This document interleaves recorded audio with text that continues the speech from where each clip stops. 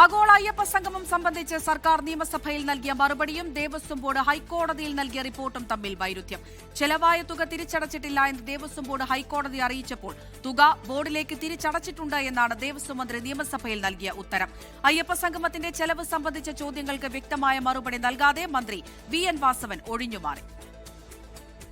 നിയമസഭയുടെ നടപ്പ് സമ്മേളനത്തിൽ തിരുവഞ്ചൂർ രാധാകൃഷ്ണൻ ഉന്നയിച്ച നക്ഷത്ര ചിഹ്നമിടാത്ത ചോദ്യത്തിന് ദേവസ്വം മന്ത്രി നൽകിയ മറുപടിയും ദേവസ്വം ബോർഡ് ഹൈക്കോടതിയിൽ നൽകിയ റിപ്പോർട്ടും തമ്മിലാണ് പ്രകടമായ വൈരുദ്ധ്യം. ആഗോള അയ്യപ്പ സംഗമത്തിന് സർക്കാരോ ദേവസ്വം ബോർഡോ പണം അനുവദിച്ചിട്ടുണ്ടോ എന്നായിരുന്നു തിരുവഞ്ചൂരിന്റെ ചോദ്യം. സ്പോൺസർമാരെ കണ്ടെത്തി ആഗോള അയ്യപ്പ സംഗമം നടത്താനാണ് നിശ്ചയിച്ചിരുന്നതെങ്കിലും തുക കണ്ടെത്തുന്നതിൽ കാലതാമസം നേരിട്ടതിനാൽ ദേവസ്വം ബോർഡ് അഡ്വാൻസായി പണം ചെലവഴിച്ചു. റിലീജിയസ് കൺവെൻഷനുകൾ നടത്താൻ ബോർഡിന്റെ ബജറ്റിൽ വകയിരുത്തിയ തുകയാണ് അഡ്വാൻസായി ചെലവിട്ടതെന്നും സ്പോൺസർമാർ വാഗ്ദാനം ചെയ്ത തുക ലഭിച്ചപ്പോൾ അഡ്വാൻസ് തുക അക്കൗണ്ടിലേക്ക് തിരിച്ചടച്ചുവെന്നുമായിരുന്നു ദേവസ്വം മന്ത്രി VN വാസവൻ രേഖാമൂലം നൽകിയ ഉത്തരം.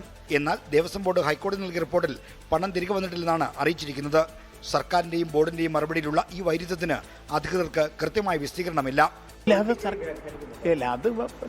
രാഷ്ട്രീയമല്ല, അതിനൊന്നും നമ്മൾ പറയാനില്ല. അത് ബോർഡ് സ്ഥിരീകരണം ഇന്നലെ തന്നെ കൊടുത്തിട്ടുണ്ട്. ആഗോള അയ്യപ്പ സംഗമത്തിന്റെ പേരിൽ നടന്നത് വലിയ തട്ടിപ്പാണെന്ന് പ്രതിപക്ഷം ആരോപിക്കുന്നു.